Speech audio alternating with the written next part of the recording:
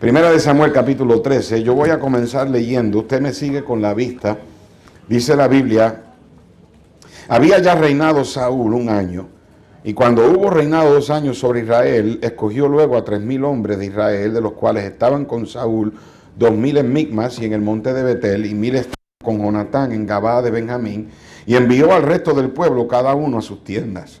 Y Jonatán atacó a la guarnición de los filisteos que había en el collado, y lo oyeron los filisteos. E hizo Saúl tocar trompeta por todo el país, diciendo: oigan los hebreos. Y todo Israel oyó que se decía: Saúl ha atacado a la guarnición de los filisteos, y también que Israel se había hecho abominable a los filisteos, y se juntó el pueblo en pos de Saúl en Gilgal.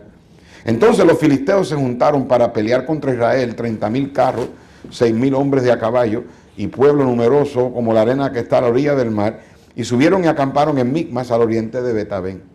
Cuando los hombres de Israel vieron que estaban en estrecho, porque el pueblo estaba en aprieto, se escondieron en cuevas, en fosos, en peñascos, en rocas y en cisternas. Y algunos de los hebreos pasaron el Jordán a la tierra de Gad y de Galaad, pero Saúl permanecía aún en Gilgal, y todo el pueblo iba tras él temblando.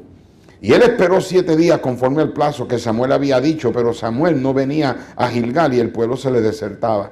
Entonces dijo Saúl: traedme holocausto y ofrendas de paz, y ofreció el holocausto. Y cuando él acababa de ofrecer el holocausto, ve aquí que Samuel venía, y Saúl salió a recibirle para saludarle. Entonces Samuel dijo: ¿qué has hecho? Y Saúl respondió: porque vi que el pueblo se me desertaba, y que tú no venías dentro del plazo señalado, que los filisteos estaban reunidos en Micmas. Me dije: ahora descenderán los filisteos contra mí a Gilgal, y yo no he implorado el favor de Jehová. Me esforcé pues y ofrecí holocausto. Entonces Samuel dijo a Saúl: locamente has hecho. No guardaste el mandamiento de Jehová tu Dios que él te había ordenado. Pues ahora Jehová hubiera confirmado tu reino sobre Israel para siempre. Ahora quiero que leamos el verso 14 todos juntos. Leamos. Mas ahora tu reino será duradero. Jehová se ha buscado un varón conforme a su corazón, al cual Jehová ha designado para que sea príncipe sobre su pueblo, por cuanto tú no has guardado lo que Jehová te mandó. Qué interesante que Dios a través de Samuel le dice a Saúl: Jehová se ha buscado un varón conforme a su corazón. Esta historia que les voy a contar la escuché años atrás. Yo no sé si es una historia verídica, tengo la impresión que es, pero sea una parábola, sea una historia verídica, tiene un impacto, y al final del mensaje te vas a dar cuenta por qué. La historia cuenta de un joven que fue a estudiar medicina para ser doctor en los tiempos de la depresión económica de los Estados Unidos, para eso de los 1920 y 30. Y por causa de la depresión económica se encontró sin dinero para continuar los estudios y se tuvo que ir a buscar trabajo, y como no había trabajo, todos los días él se iba y tocaba casa puerta por puerta, pidiéndole a las personas si tenían algún trabajito que ellos pudieran darle para él poder ganarse por lo menos la comida de ese día. En un día en particular, él tocó la puerta de una señora. Le dijo quién era, se introdujo y le dijo qué estaba haciendo, y le pidió trabajo a la señora, y la señora no le pudo dar trabajo, le dijo: no tengo cómo pagarte. El muchacho había estado tocando puertas todo el día y tenía una sed tremenda, y le pidió a la señora si tenía algo frío para tomar, un vaso de agua. La señora lo invitó a entrar, él entró a la sala y ella fue a la cocina, sacó un vaso y sacó una botella de leche del refrigerador y le sirvió un vaso de leche al joven. El joven tenía tanta sed que se lo tomó rápido. La señora le ofreció otro vaso de leche, y esta vez el joven tomó su tiempo mientras hablaba con la señora para tomarse el vaso de leche. Después de unos minutos haberse tomado el vaso de leche y haber hablado con la señora, finalmente le dio las gracias y se despidió. Los años pasaron, según la historia, y el joven finalmente terminó los estudios y se convirtió en uno de los mejores doctores de la ciudad. La señora también, con el pasar del tiempo, se convirtió en una anciana un poco frágil de salud, que de hecho la tuvieron que llevar al hospital para atenderla, para que no muriera. Ella estaba bien preocupada de cómo ella iba a poder pagar la cuenta médica. Ella no tenía dinero y no tenía seguro. Cuando el doctor que entró a revisar la verdad, a ver qué era lo que tenía, el doctor inmediatamente la reconoció. Ella no lo recordaba a él, pero él le dijo quién él era y le recordó a ella, y fue cuando ella lo recordó. Y él le dijo que no se preocupara porque él se iba a asegurar de que ella quedara sana. Una semana entera en el hospital haciéndole estudios, tomando medicamentos, antibióticos para poder sanar a la anciana. Finalmente llegó el tiempo cuando el doctor le dio de alta. Ella tenía que pasar por la oficina de las finanzas, de la administración financiera. Y ella iba con un tremendo miedo porque sabía que ella no tenía ni un centavo para poder pagar la cuenta. Una semana entera de tanto estudio, de tantos tratamientos y antibióticos, la cuenta iba a ser miles de dólares. Ella entró a la oficina y se sentó frente al escritorio. La administradora sacó el expediente de ella. Se lo dio y ella lo leyó y estaba todo ahí mencionado en una lista, todo lo que habían hecho por ella esa semana mientras ella estuvo internada en el hospital. Cuando ella miró abajo, ella miró el precio de todo lo que había costado. Precio muy alto para ella poder pagar. Pero lo que le impresionó a ella fue una nota escrita ahí en el recibo, en el expediente de ella. Y al final te diré lo que fue. Padre Santo, Señor, en este momento te suplico que tú, oh Dios, hables a nuestros corazones, y te pido, mi Señor, que cada persona aquí pueda tener un corazón sensible y receptivo a tu voz. Permite que lo que se va a predicar esta noche transforme nuestras vidas y nos ayudes a salir de aquí, mi Dios, transformados por el poder de tu palabra. Si hay alguien aquí en esta noche que no te conoce y no sabe que al morir va a ir al cielo, te pido que en esta noche sea la noche de su salvación. Y ahora, Señor, dame la atención de todos. Permite que los niños estén tranquilos, callados, para que no interrumpan y especialmente no distraigan a esos que están a su alrededor. Pedimos estas cosas, Señor, sabiendo que tú mereces la honra y la gloria. Escóndeme pues detrás de tu cruz, límpiame de mi pecado y cúbreme con tu manto de gracia, y seas tú, Señor, exaltado en alto. En el nombre de Cristo te lo pido. Amén. Pueden tomar asiento, hermano. Muchas gracias.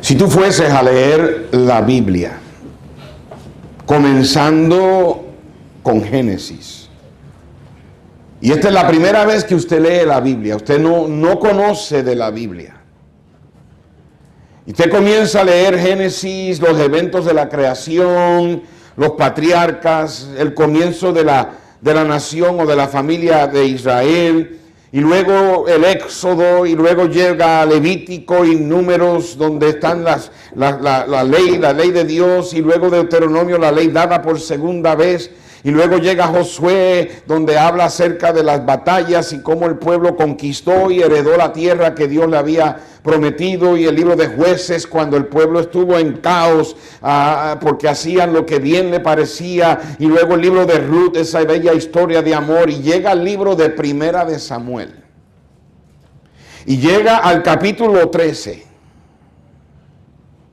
y es la primera vez que usted lee todo esto. Y cuando llega al capítulo 13, usted va a darse cuenta de que algo es dicho de un hombre a quien todavía nadie ha introducido. Nadie sabía de quién Samuel estaba hablando. De hecho, ni Samuel sabía. Samuel le estaba diciendo al rey Saúl: Dios te ha destronado y ha buscado a un varón conforme a su corazón. Pero en ese momento nadie sabe de quién él está hablando. Ni el mismo Samuel sabía.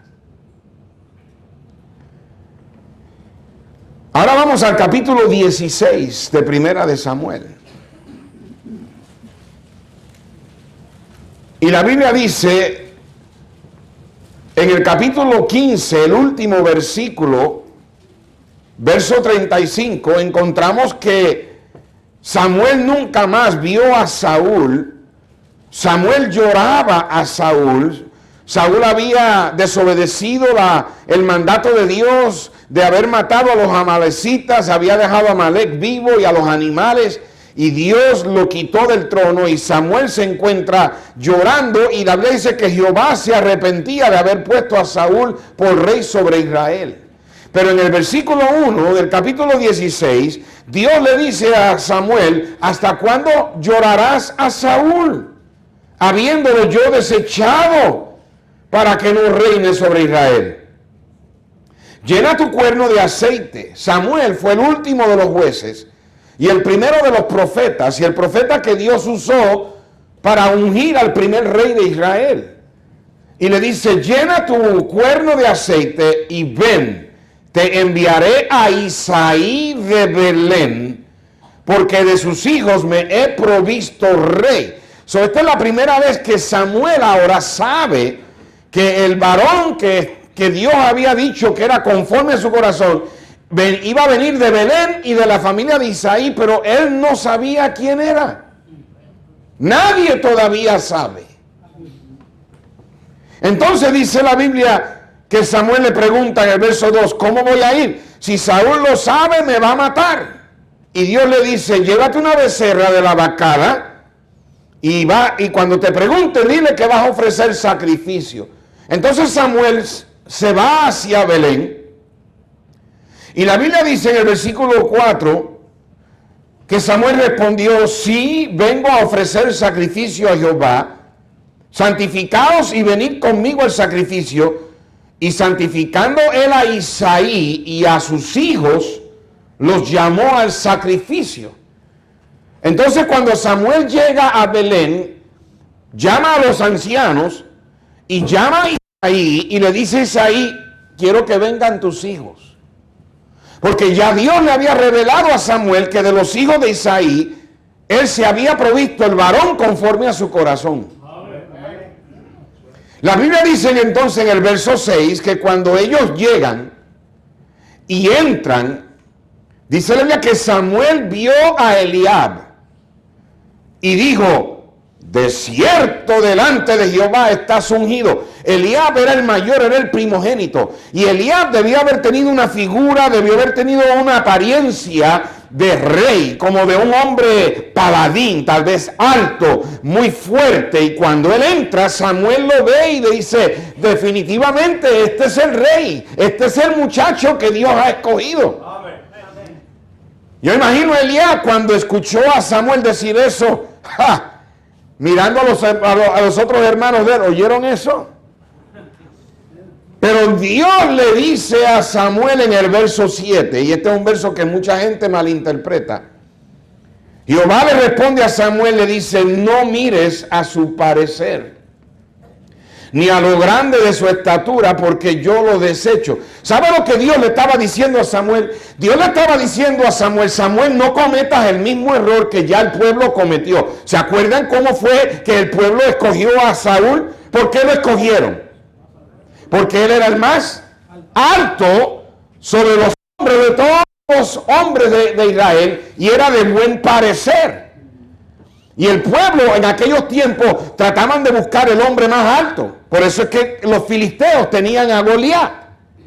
Y entonces Israel tenía a Saúl. Y cuando Samuel ve a Eliab, y tal vez lo vio alto, dijo: de cierto es él. Y Dios le dice a Samuel: Samuel, no cometas el mismo error que el pueblo ya cometió. Porque yo no miro la apariencia. Yo miro el corazón. Entonces, y déjeme decirle, hermano, este versículo lo malinterpreta la gente, porque la gente dice, nos acusan a nosotros, los bautistas fundamentales independientes, de que siempre estamos predicando en contra de la vestimenta incorrecta, ¿verdad? Y que debemos vestir correctamente. Y la gente dice, yo no sé por qué tanto énfasis en la vestimenta, porque Dios lo que ve es el corazón. Mire, hermano, Dios no está diciendo que lo de afuera no importa. Dios no está diciendo en ninguna manera que la manera en que nosotros lucimos por fuera no importa. Lo que Dios está diciendo es que Él no necesita mirarte por fuera para saber cómo tú eres. Él te mira por dentro. Pero la gente lo único que puede mirar es lo de afuera. Y lo de afuera tiene que ser igual a lo que está de adentro. Y la verdad del caso es que mucha gente que usa ese versículo como una excusa, como un pretexto para no vestir bien, es simplemente gente que tampoco está bien en el corazón. Así que déjate de excusas. Las excusas son como el ombligo, que todo el mundo tiene uno y no sirven para nada.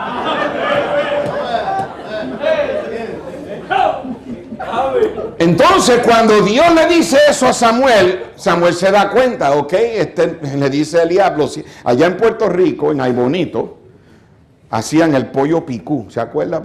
Pollo picú, había un comercial en Puerto Rico que decía, pollo picú, ¿quién eres tú? Y él decía, mira mis muslitos, qué jugosos. Pollo picú, ¿quién eres tú? Y mis alitas, qué sabrosas. Y después decían, alábate pollo que mañana te guisan. Y eso fue lo que le pasó a Eliab. Eliab entró y cuando oyó a Samuel, él dijo, oh, y como el pavo real hizo con las plumas así. Y cuando Dios dijo, él no es, y las plumas hicieron... Entonces en el versículo 8 llamó Isaí a Abinadab, al próximo hijo, y lo hizo pasar delante de Samuel, el cual dijo, tampoco a este ha escogido Jehová. En el verso 9, Isaí llama a Sama, el próximo hijo, y dice Dios, tampoco a este, o Samuel, tampoco a este ha elegido Jehová. Y el verso 10 dice que Isaí pasó a los 7 hijos por el frente de Samuel, y Samuel le dice a Isaí, Jehová no ha elegido a estos. No, mira lo que está pasando. Todos los hijos pasan por delante de Samuel y ninguno de ellos Dios escoge. Pero Dios le había dicho a Samuel que de los hijos de Isaí. Samuel entonces le dice a Isaí, Isaí, aquí hay un problema. ¿Estás seguro que estos son todos tus hijos? Y entonces Isaí le dice, bueno, hay un chimicuín en el campo allá pastoreando las ovejas, pero si estos Dios no ha escogido, menos ese. Ese es el flaquito, el inclenco, él es el pastorcito. Y Samuel le dice, ¿sabes qué? Mándalo a buscar porque no nos vamos a sentar a comer hasta que él llegue. Y el hambre es un tremendo incentivo para hacer la gente. Y mira lo que dice en el versículo 11. Entonces dijo Samuel a Isaí, ¿son estos todos tus hijos? Y él respondió, queda aún el menor que apacienta las ovejas. Y dijo Samuel a Isaí, envía por él, porque no nos sentaremos a la mesa hasta que él venga aquí. Envió pues por él y le hizo entrar, y era rubio, hermoso de ojos y de buen parecer. Y entonces Jehová dijo, levántate y úngelo, porque este es. ¿Te imaginas a los hermanos de David? ¿Te imaginas a Eliab furioso? ¿Cómo es posible que este chimicuín va a ser el rey, va a ser mi jefe? Dice la Biblia que Samuel en el verso 13 tomó el cuerno del aceite, lo ungió en medio de sus hermanos. Por eso es que ustedes, ¿cuántos de ustedes aquí, you're the youngest child? Ustedes son el hijo menor, Ustedes son el hijo menor. Tengan cuidado como los tratan, porque usted nunca sabe. Tú eres el menor en tu casa, ¿verdad que sí? Betty, ¿dónde tú estás? ¿Dónde está Sonia? Pues me viste, ahora es tu pastor, ahora tienes que hacer lo que él dice. ¿Viste? Para que tú veas, ¿ya? ¿Te acuerdas las veces que tú le jalabas las orejas y todo ahora? Ahora, mira, ahora tú le dices a ella, sit down, ¿verdad? Uno nunca sabe.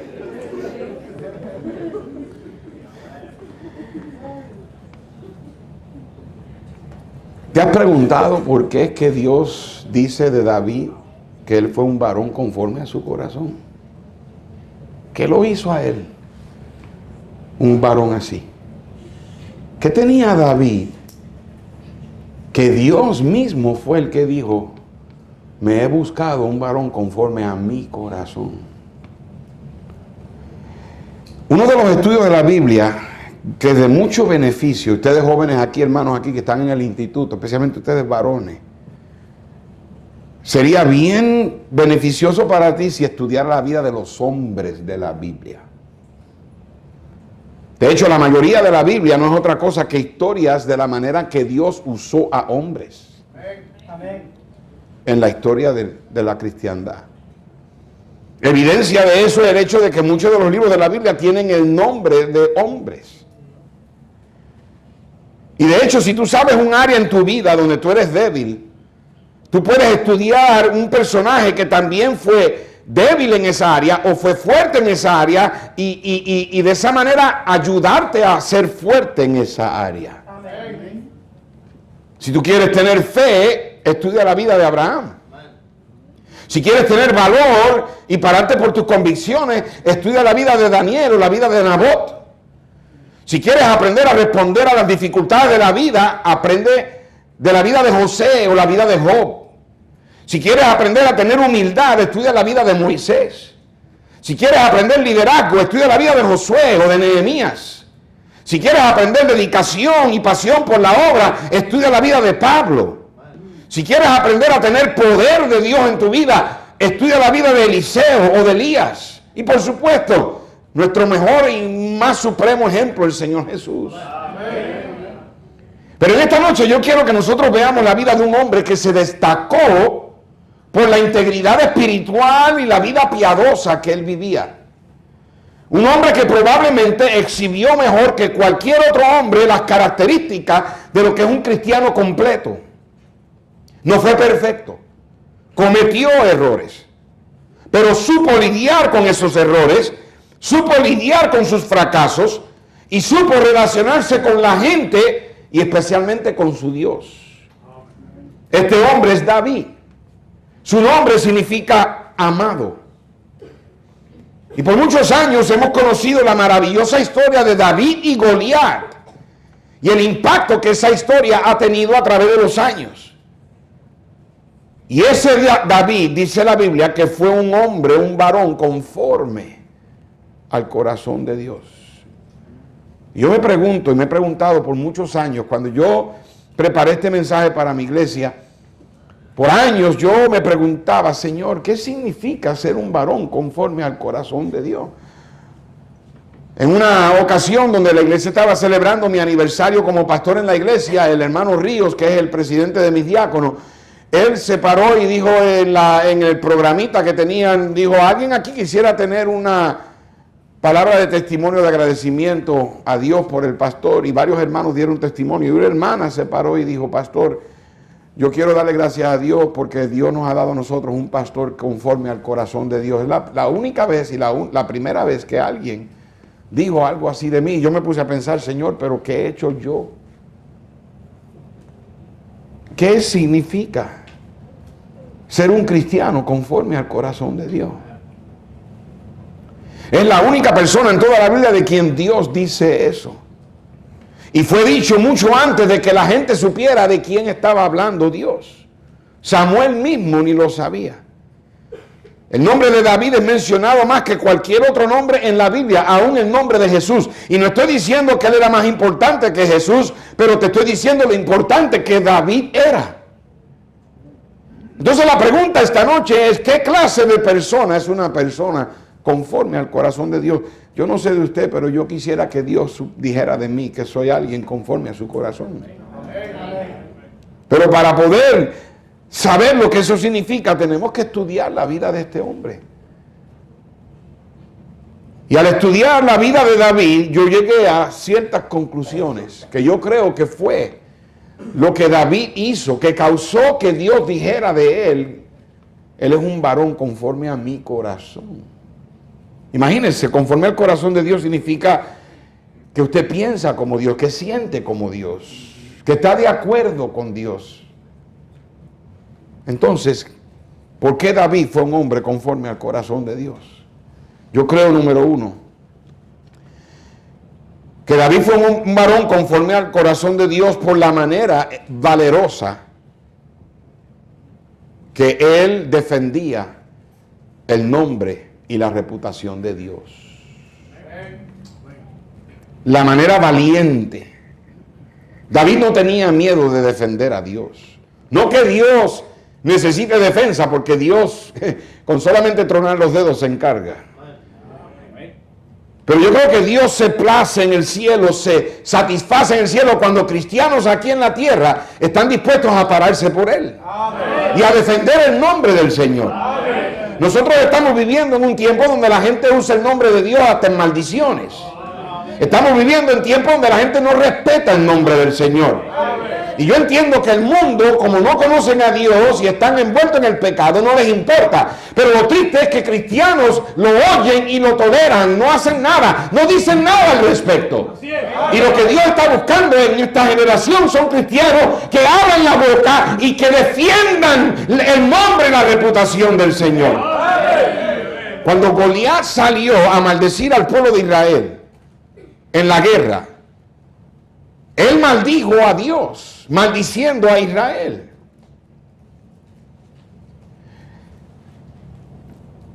David estaba cuidando de las ovejas de su padre cuando lo llama y le dice: ve a ver cómo están tus hermanos, y le dio algo de comer para llevar.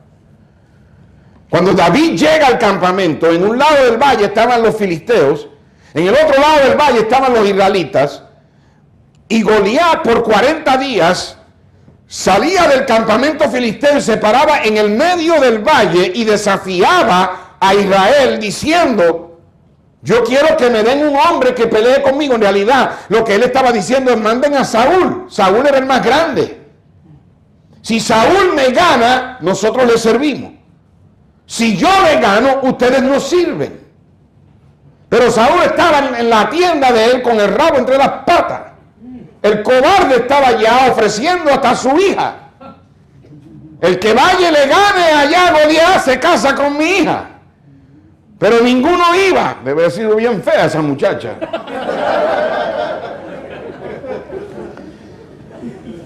Y en eso llega el Señor, llega David y escucha a Goliat que decía: yo maldigo a Israel y maldigo a Israel por los dioses de nosotros los filisteos. Y maldecir a Israel es maldecir a Dios.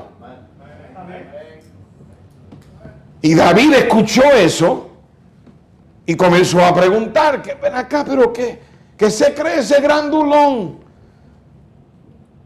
¿Qué derecho tiene él de maldecir a Dios? Y comenzó a investigar e indagar, y le dijeron: ese hombre lleva 40 días desafiando el pueblo y a Dios, y nadie se atreve. Mira el tamaño de ese hombre.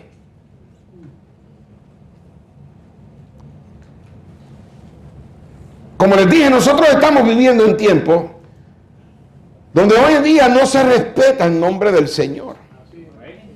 En la televisión lo usan como nada. Y lo triste es que cristianos también lo hacen.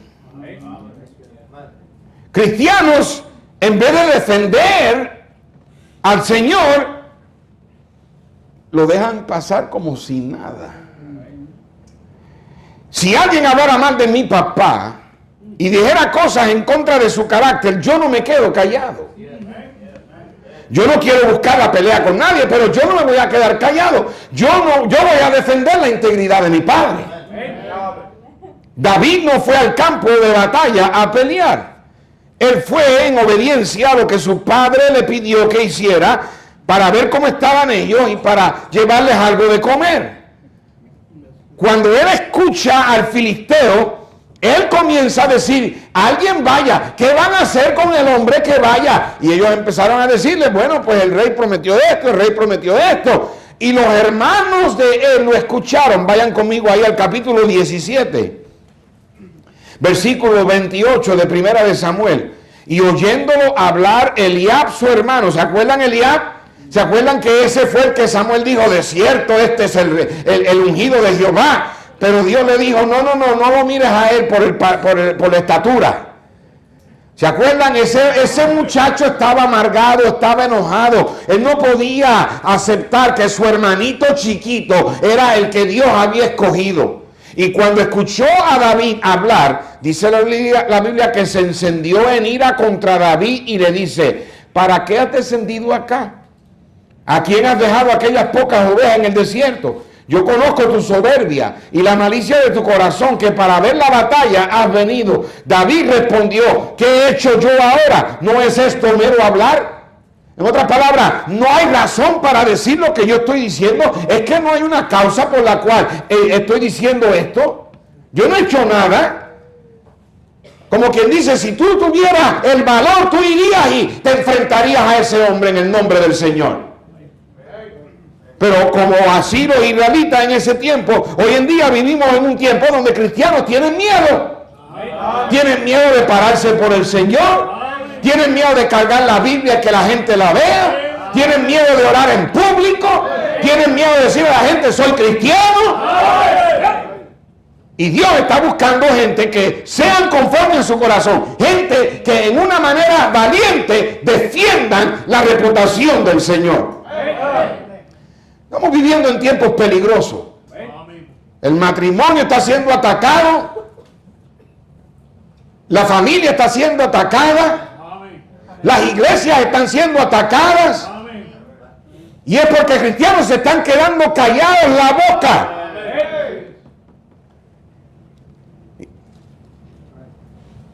Dios usó esta situación para mostrarle a esos hermanos de él la razón por qué Dios no los escogió a ellos. Ellos estaban más interesados en la apariencia física que lo que eran por dentro. Y las iglesias hoy en día se han convertido en un show. Se han convertido en un lugar donde tú aparentas una cosa, pero por dentro eres otra. Y una de las evidencias de eso es que cuando estás allá afuera, ustedes jóvenes están en la escuela con tus amigos y tus amigos hacen chistes que son de doble sentido o con insinuación sensual. Tú te ríes con ellos en vez de decirle un momentito, yo no me río de esos chistes porque yo soy cristiano. Te da miedo de orar por la comida en el comedor de la escuela. Tienes miedo de que se te vayan a reír de ti, que se vayan a burlar de ti. ¿Dónde están los jóvenes de hoy día que con valor se paren por Cristo? Jovencitas que con valentía no les dé vergüenza de llevar una falda, un vestido. Y si te preguntan por qué te vistes así, dile porque soy cristiana. Pero la gente quiere conformarse al siglo, al mundo. Y ya no hay cristianos conforme al corazón de Dios. Yo he estado yendo a la iglesia igual que tú, desde 9 meses antes de nacer. Dios tu mamá te llevaba. Yo recuerdo a la hermana Yolanda cuando llegaba a la iglesia, parecía un 747 contigo allá adentro. Tú has estado yendo a la iglesia al igual que yo desde 9 meses antes de nacer. Es la única vida que conocemos. Y le doy gracias a Dios por eso. Por la pura gracia de Dios. No somos mejores que nadie.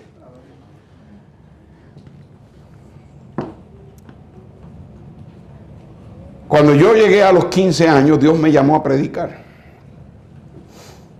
Yo estaba en la escuela, allá en Puerto Rico, la secundaria, que es la prepa o la high school, allá en Levittown, en la Boulevard, en la Pedro Albizu Campos. Y todos los jueves el hermano Efraín Rosa, usted lo llegó a conocer, el hermano Efraín Rosa, diácono allá en la iglesia de Levittown, venía con el carro, con unos altoparlantes en la capota del carro, acá arriba, y se estacionaba frente de la escuela hermano Domingo, y yo con el micrófono todos los jueves a las 11:30 me paraba a predicarle a toda la escuela. 16 años de edad. Se burlaban de mí, me decían el pastorcito, el aleluya, el reverendo. Yo llevaba mi Biblia, en una ocasión abrí mi Biblia, cuando yo no me di cuenta, alguien la agarró y me pusieron un cigarrillo de marihuana dentro de la Biblia. Porque se burlaban. Me llamaban antisocial porque yo nunca iba a las fiestas. Y todos los jueves a las 11:30 yo predicaba. En mi último año, ya un año para graduarme, la directora, la principal, la señora Martínez, vino donde mí y me dice: Dani, no puedes predicar más en la escuela los jueves. Yo le dije: ¿por qué? Dice: porque hay jóvenes que en ese tiempo ahí están estudiando, están en las clases. Y los ruidos interrumpen y los jóvenes, en Puerto Rico, desde que tú te levantas a las 5 de la mañana, los gallos están cantando, están haciendo ruido. El revendón está vendiendo naranjas y aguacate y plátano por todos lados. Y en aquellos tiempos, ¿se acuerda, hermano Domingo, que los jóvenes cargaban con un componente en el hombro y con la música así, que parecían así de grandes las bocinas? Y yo le dije a la señora Martínez: mire, si usted no quiere que yo predique, porque yo hago ruido, allá había una esquina en la escuela que donde estaban los que cantaban música y cantaban y se ponían a bailar con las canciones de Menudo. Ustedes, hermanas aquí que todavía están esperando que Ricky te lleve en la moto. Y yo le dije a la señora Martínez: usted tiene que decirle a ellos que apaguen la música. Y ella me dijo: yo no me voy a meter en eso. Me dijo: si tú vuelves a predicar frente a la escuela el jueves, te voy a llamar la policía. Está bien, señora Martínez. Al frente de la escuela, cruzando la Boulevard, había una tiendita donde los muchachos compran papitas y todo, chocolate y refresco y todo eso. Y el dueño era un cristiano de una iglesia pentecostal. Y a él le gustaba como yo predicaba. Yo no tenía homilética, yo agarraba un versículo, lo leía y gritaba. Eso era lo que yo hacía. Había una pared que era la pared de las parejitas, se exprimían como si fueran naranjas esas parejitas ahí besándose. Y yo venía y le decía que la paga del besuqueo, ustedes aquí que se besan y no están casados, la paga del pecado es el infierno. Así yo le predicaba. Y entonces el Señor, yo fui a cruzar la calle y le dije al Señor: mire, Señor, la directora me dijo que ya no puedo predicar. ¿Por qué? Y dice: no, porque hay mucho ruido, que no puedo estacionarme frente a la escuela. Y me dijo: no hay problema. Dígale al Señor, que al hermano de iglesia que trae los parlantes, que cuando llegue el próximo jueves se estacione aquí frente a mi tienda y de aquí le subimos el volumen.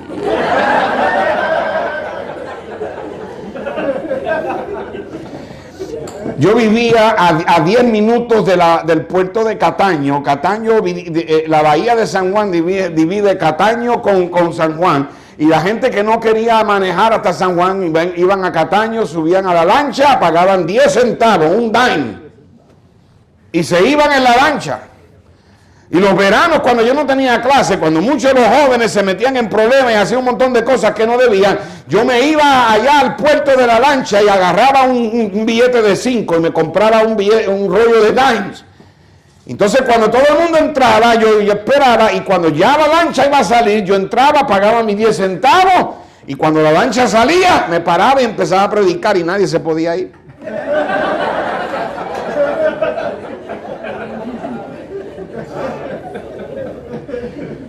Pero hoy en día ya la gente no.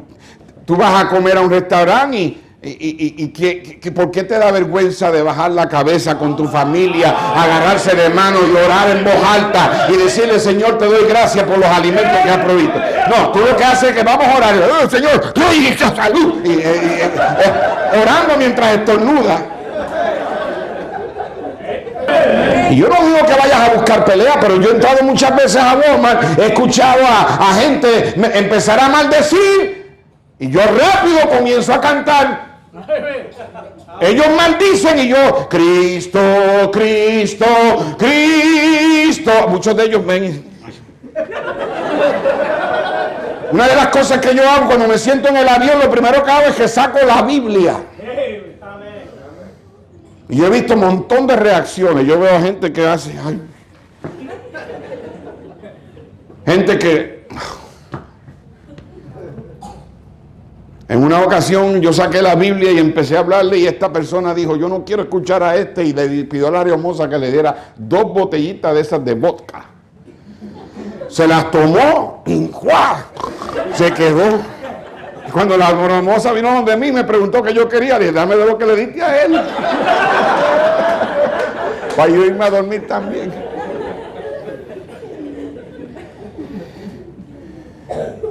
Yo creo que David fue un varón conforme al corazón de Dios, número 1, por la manera valerosa que él defendía el nombre del Señor. Y en esta noche estoy hablando con cristianos que en el trabajo tú debes defender el nombre del Señor. Que cuando los hombres en el trabajo se ponen a decir malas palabras, que tú le digas a ellos, ¿sabes qué? Yo no aprecio mucho que tú digas malas palabras, yo no puedo obligarte, pero yo quiero que tú sepas que eso me ofende porque yo soy cristiano.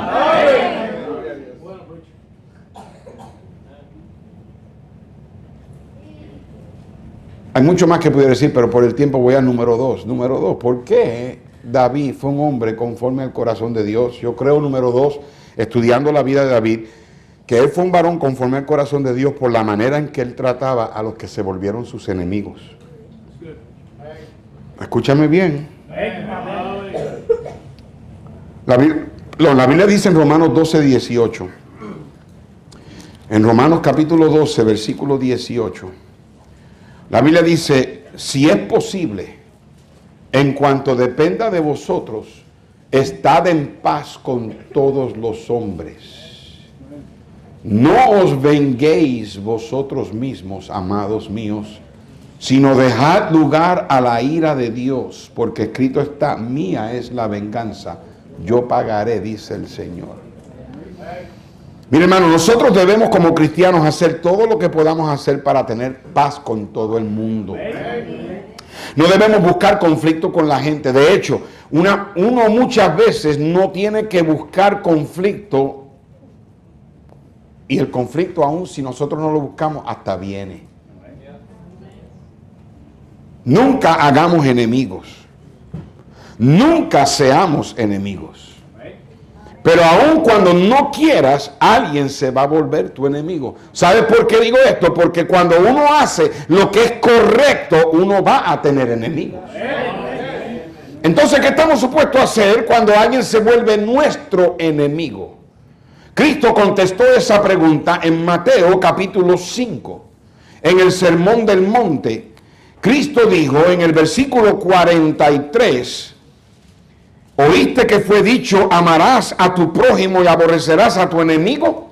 Pero yo os digo, amad a vuestros enemigos, bendecid a los que os maldicen, haced bien a los que os aborrecen, y orad por los que os ultrajan y os persiguen, para que seáis hijos de vuestro Padre que está en los cielos. Esta tarde cuando llegué aquí, el pastor Domingo Piña me recogió, me llevó aquí a un restaurante donde me encontré con el pastor Dani, y ahí estaba él con su esposa y sus hijos, y ahí está el chiquitín, ¿cómo se llama él? Rubén, ahí está Rubén. Yo miro a Rubén y yo le dije a él, le dije al pastor, le dijo, tú no lo puedes negar, es la misma cara tuya. Él me dijo, la gente ha dicho que yo volví a nacer. ¿Y sabe qué? Que cuando nosotros los cristianos actuamos de la manera que David actuaba con sus enemigos.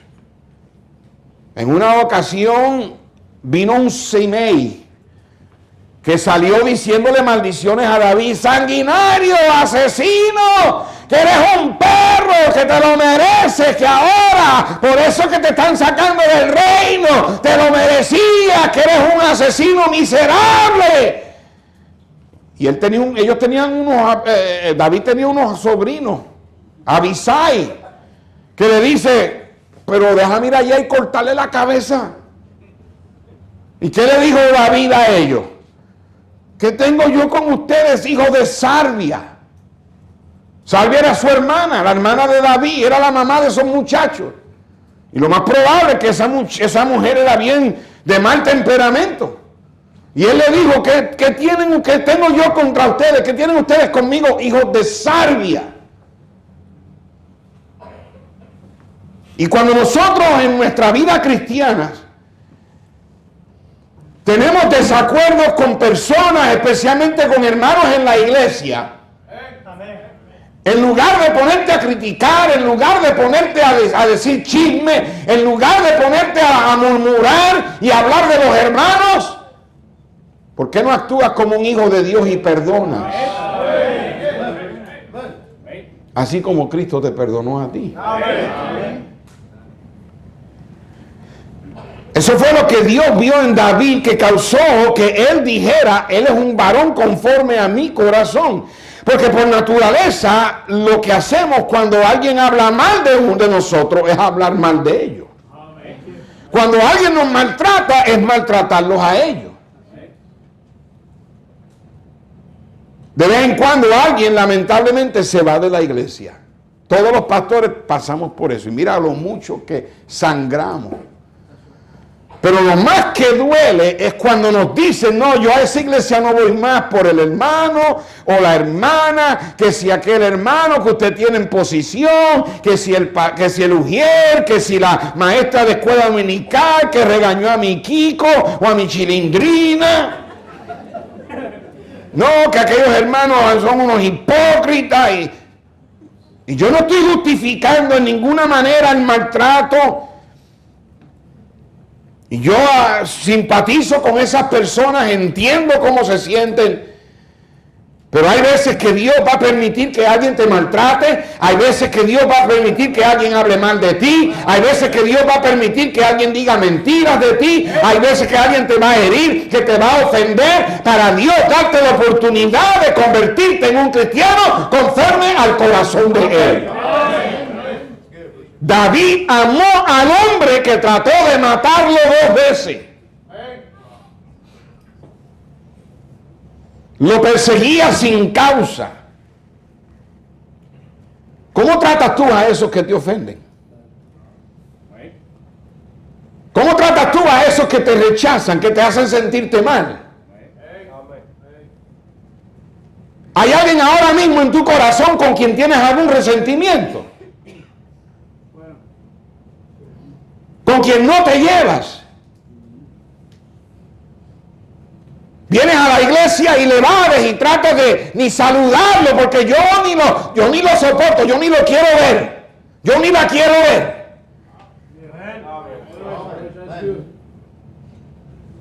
Pero oramos el Padre nuestro, ¿verdad? Padre nuestro que estás en los cielos, santificado sea tu nombre. Venga tu reino, hágase tu voluntad en la tierra, así como en el cielo. Ok. Pero ¿qué dice? El pan nuestro de cada ¿qué? De cada día. De cada día. El pan nuestro de cada día, dánoslo hoy. Y perdónanos. Está en el mismo, está en la misma. Perdónanos cada día. El pan nuestro de cada día, dánoslo hoy. Y perdónanos. Todavía está en el cada día.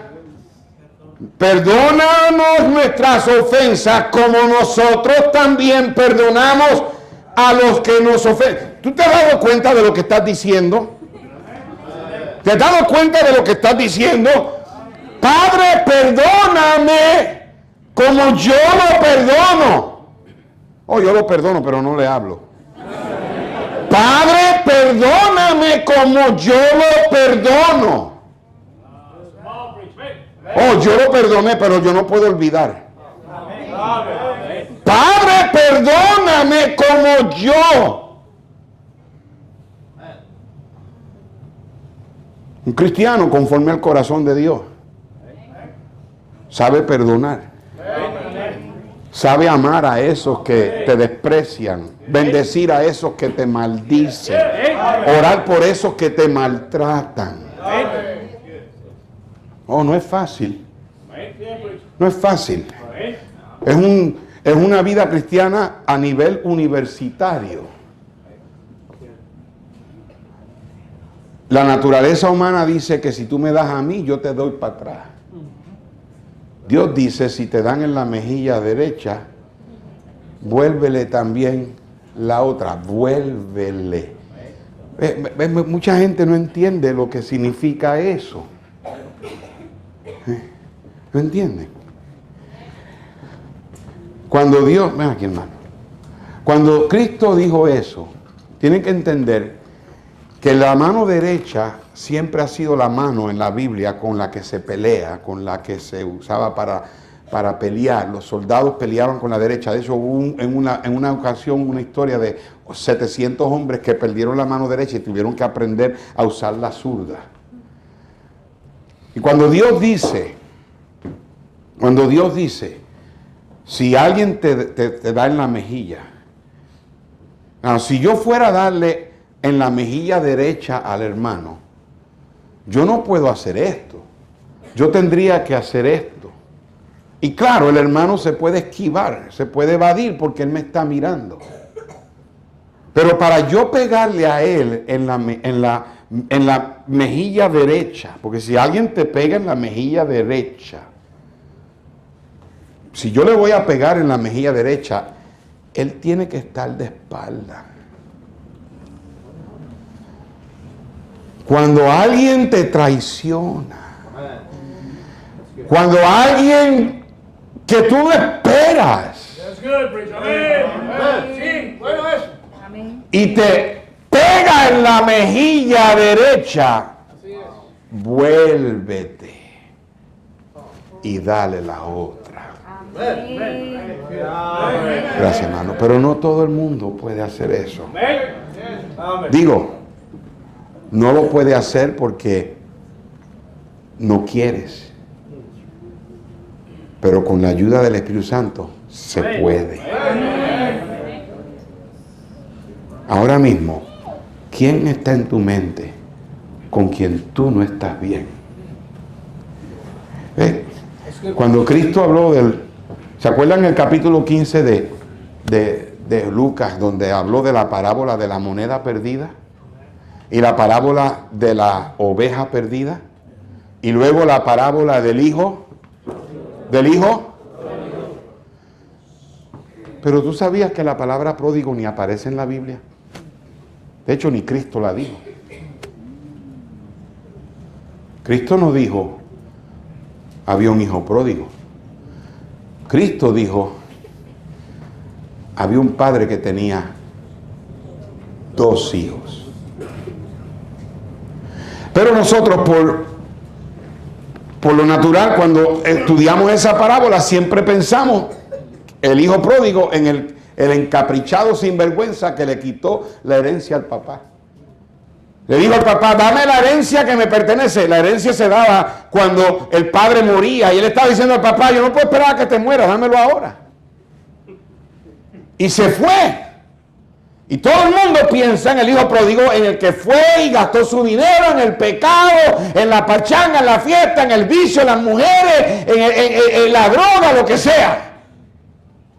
Pero la Biblia no dice ahí, Cristo no dijo la historia de un hijo pródigo, dijo, había un papá que tenía 2 hijos. El que estaba en casa representa a ese bautista que va a la iglesia encorbatado todo el tiempo. Que le dice al papá, yo siempre te he obedecido. Pero cuando el papá le dice, mira, entra a la casa que tu hermano regresó. ¿Qué? Ese que te gastó el dinero, ese es tu hijo. Así le dijo. Ya no decía, ese hermano mío, ese es tu hijo.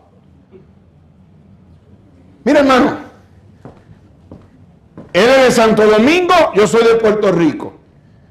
Tenemos gustos diferentes, venimos de países diferentes, pero tenemos algo en común. Tenemos el mismo papá celestial. Por eso él es mi hermano. Y muchos cristianos se creen que tú puedes estar bien con Dios y servir en toda área de la iglesia, cantar aquí de lo más bien, enseñar escuela dominical, atender el parking, en la cocina, recoger la ofrenda, ayudar al pastor, orar en público, y tú crees que estás bien porque estás bien con todo el mundo, menos uno. Si hay una persona en tu corazón con quien tú no estás bien, Dios dice deja tu ofrenda en el altar y ve, arréglate con tu hermano. Porque ese hermano también es hijo del mismo Papá Celestial que tú tienes. Y mejor que te lleves bien con todo el mundo. Porque Dios tiene un tremendo sentido del humor. Él es capaz de poner a esa persona al lado tuyo en el cielo por toda la eternidad. ¿Por qué tú crees que yo me llevo bien con la suegra? Que viva la suegra bien lejos de mí.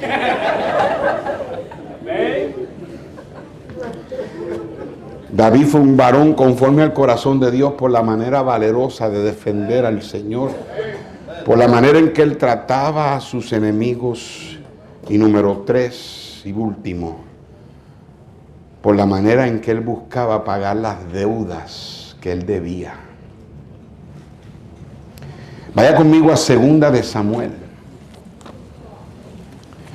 En 2 de Samuel, el capítulo 9. Para este tiempo, Saúl ya ha muerto. David ya es el rey. Y él está sentado en su trono.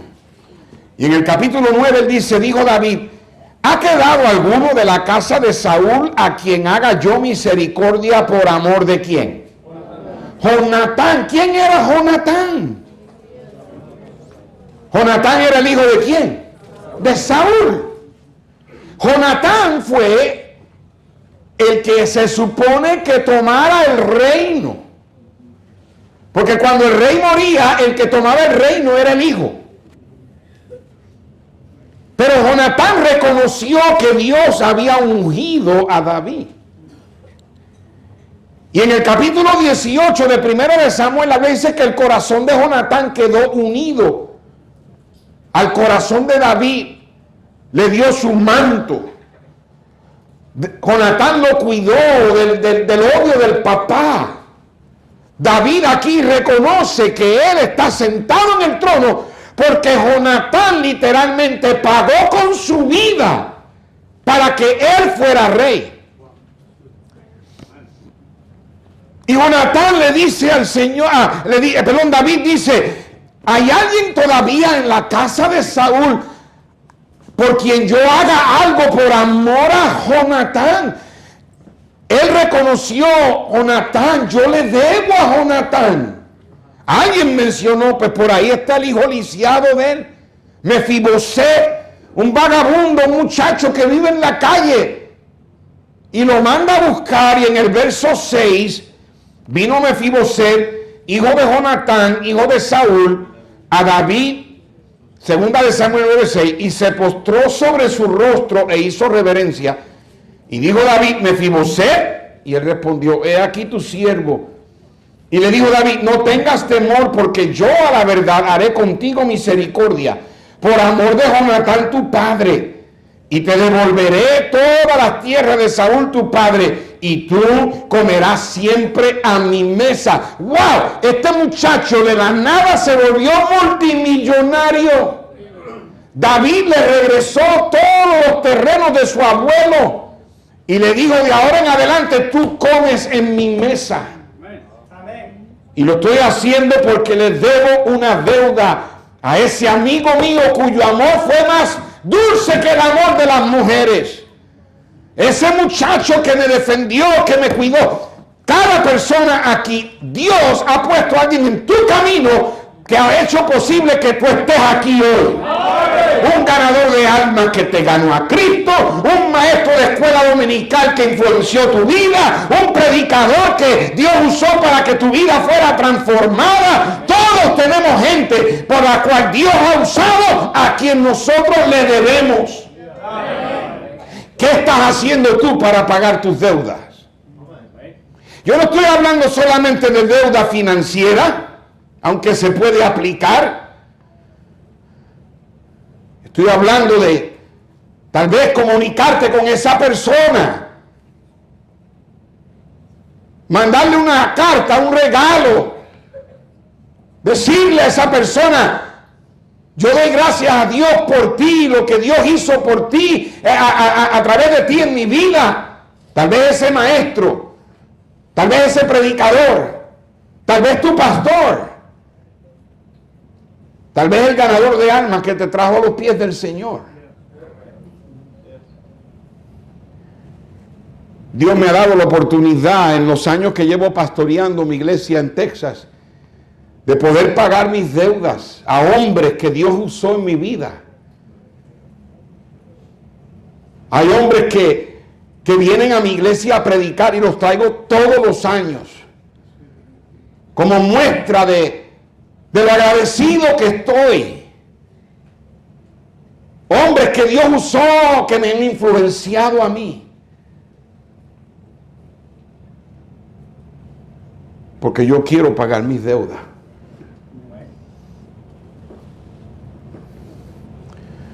Nunca se me olvida el 17 de septiembre del 1984, Manu Piña, yo no sé si estabas todavía allá en Indiana, cuando la mamá del pastor House estaba muriendo.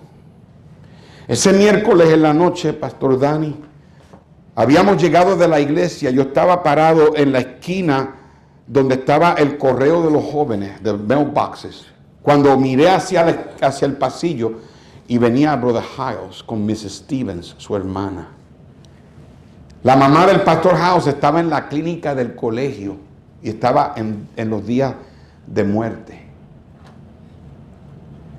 Y yo recuerdo que el pastor House venía y cuando yo lo vi, yo dije para entre mí, esto significa que la mamá se va a morir pronto. Recuerdo que el hermano House pasó por mi lado y le dije, preacher, praying for mama. Me dijo, thank you, Danny. Él llegó y se metió a la clínica. Luego en la biografía de él que escribió su hija, leí cómo en la biografía, ¿verdad? Yo leí cómo el pastor House se paró, se sentó al lado de la cama de su mamá y la mamá le dijo, Jack, quiero que me prometas dos cosas. Que no vas a cancelar ninguna predicación, ningún compromiso de predicación por mi muerte. Y número dos, que vas a predicar mi funeral. El hermano House le dijo, mamá, no me pidas que haga eso. Yo no puedo irme a predicar sabiendo que te estás muriendo. Yo, por favor, no me pidas. Y esto fue lo que la mamá le dijo a Jack House. Le dijo, Jack, tú nunca me has desobedecido. Por favor, no lo hagas ahora en mi muerte. El hermano House le dijo, ok, mamá, te prometo. Eso fue miércoles. Al otro día, jueves en la mañana, el hermano Larry, que lo llevaba al aeropuerto de Chicago, recogió al pastor en la casa y lo llevó al aeropuerto de Chicago. Y después de él documentar y sus maletas, él iba todas las veces que iba a salir a predicar, iba a un teléfono público, en aquellos tiempos no habían celulares, y llamaba a su mamá a la clínica. Una llamada a cobrar al colegio. Aceptaban la llamada y cuando la enfermera tomó la llamada y era el hermano House llamando, la enfermera dice, hermano House, qué bueno que llamó, su mamá está en coma, venga rápido antes de que muera. El hermano House le dijo, no puedo ir, tengo que ir a predicar. Y la enfermera le dice, ¿es que usted no ama a su mamá? Jack House le dijo a esa enfermera, yo amo a esa mujer más de lo que tú te imaginas. Y le dijo, ponla en el teléfono. Y le dijo, hermano House, ella no oye, ponla en el teléfono. Le puso el teléfono en su oído y en su boca a la mamá del hermano House. Y el gran doctor Jack House, en el medio del aeropuerto de Chicago O'Hare, comenzó a gritar, ¡Mama! ¡I love you, mama! ¡Mama! ¡I love you!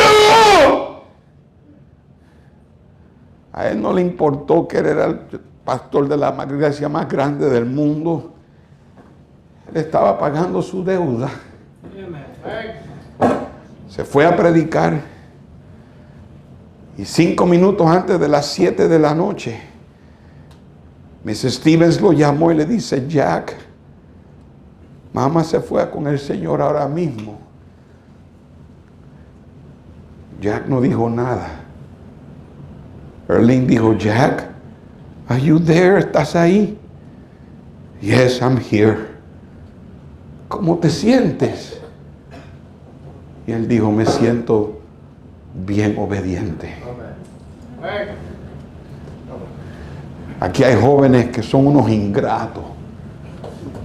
Tú eres un malcriado, una malcriada con tu papá y tu mamá. Decide ya pagarle tu deuda a tus padres con honor y con respeto.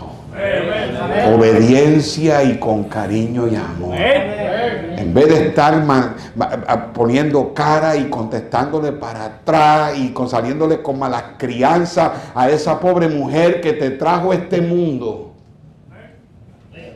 Malcriado, sinvergüenza, ingrato. Si quieres ser un joven, una joven conforme al corazón de Dios, paga las deudas a ese ganador de almas que te trajo el Señor, a ese maestro de escuela dominical que te enseñó la Biblia, a ese predicador que influenció tu vida, a ese hermano, esa hermana, ese amigo que te ayudó en los tiempos difíciles. Una notita, un texto, un regalito, una pequeña muestra para decirle lo agradecido que estoy por lo que usted hizo por mí. La ancianita llegó a la oficina de finanzas, toda preocupada porque no sabía cómo ella iba a pagar la cuenta. Le dieron el expediente y vio todos los gastos médicos. Y abajo una nota escrita a mano. Y la nota decía, esta cuenta ha sido pagada por 2 vasos de leche. ¿Tú quieres ser un cristiano conforme al corazón de Dios? Párate firme por el Señor. Trata bien a esos que te tratan mal. Y paga las deudas que debes pagar.